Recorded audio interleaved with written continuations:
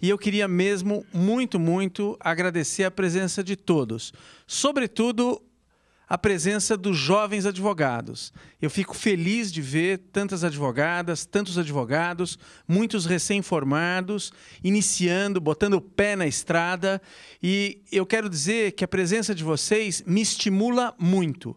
Me estimula muito porque a presença de vocês é o significado e a razão de ser de novos tempos na advocacia. Nós precisamos mudar para melhorar. Nós precisamos conhecer dias melhores na nossa advocacia. Eu sou advogado de encostar um umbigo no balcão do fórum. Antigamente a gente dizia que o juiz desrespeitava o advogado, que o promotor desrespeitava o advogado. Desrespeitam ainda, muitos, não são poucos.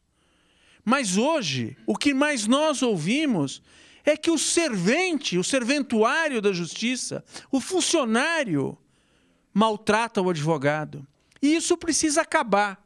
Nós precisamos ter na ordem pessoas que advoguem e que vivam, que sofram as agruras da advocacia. Porque só assim nós vamos ter gente identificada com os problemas do advogado. Vejam vocês o exemplo típico que nós tivemos na história recente do nosso país, no primeiro governo Lula, quando se desencadearam as primeiras grandes operações pirotécnicas da Polícia Federal. O que nós tivemos? Eles ouviam clandestinamente, mediante interceptações telefônicas autorizadas por juízes, ficavam ouvindo gravações, interceptações. Um belo dia, desencadeava-se a operação naquilo que eles chamavam de fase ostensiva. Mandados de prisão temporária eram expedidos a granel e mandados de busca e apreensão. Você é advogada? É advogada, não é? Imagina a seguinte história.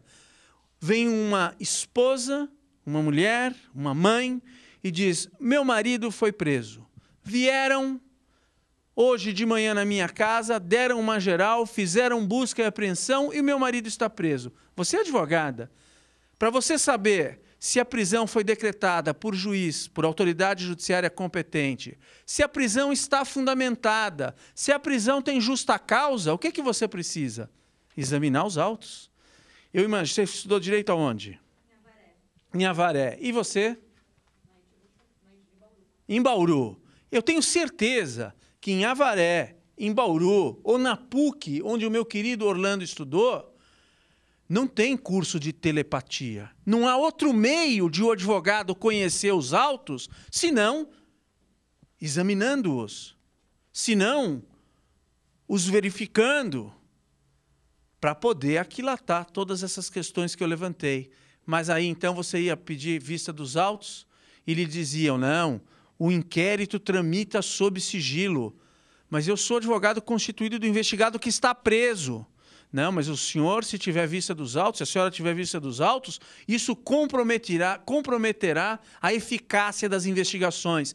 Como se o Estado democrático de direito pudesse se compadecer com investigações secretas. Nós sabemos que numa democracia, num Estado de direito, as investigações hão de obedecer um figurino legal que respeite direitos e garantias individuais, ao qual o André tão bem aludiu ainda há pouco. Pois bem, meus amigos, o primeiro habeas corpus que o Supremo Tribunal Federal conheceu nessa matéria para afirmar o direito dos advogados foi meu, que é o habeas corpus 82.354, do qual foi relator o ministro Pertence. Mas não adiantou nada, porque os juízes federais e tribunais regionais federais continuaram a dar de ombros às decisões da Suprema Corte. E foram depois inúmeros advogados que bateram as portas do Supremo Tribunal Federal para conquistar o direito de examinar os autos de inquérito policial.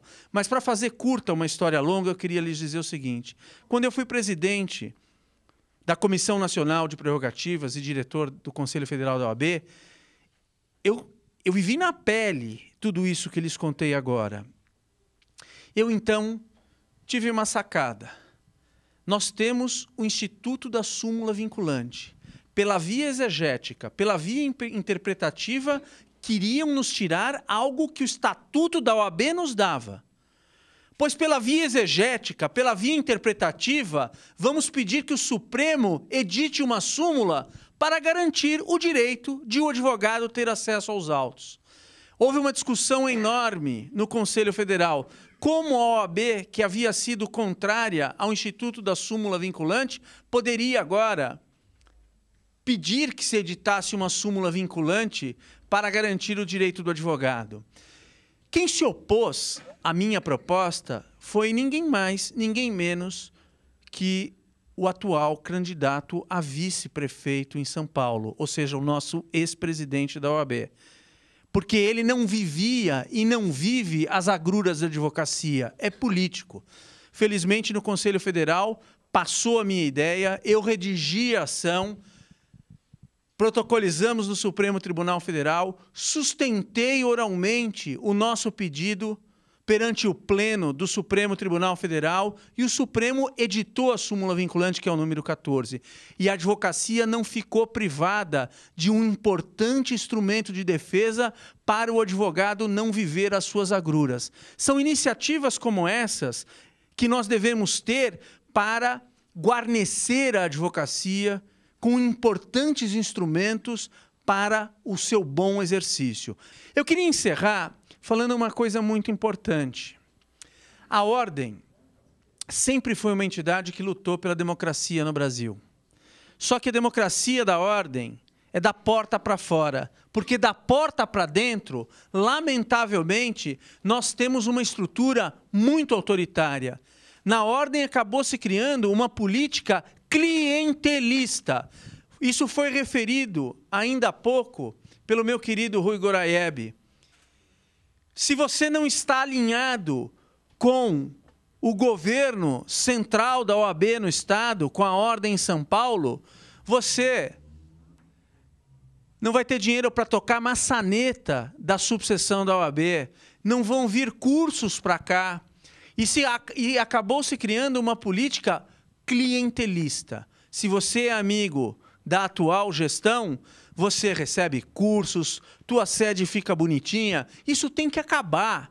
As subseções, estou falando isso alto e claramente, tem que ter autonomia orçamentária. Se aqui nós temos 800 advogados, parte do dinheiro que é arrecadado aqui deverá ficar aqui, para que esta subseção tenha autonomia, para que o presidente, o futuro presidente André, meu amigo ou não, e ele é meu amigo, ele tenha independência para fazer os seus projetos.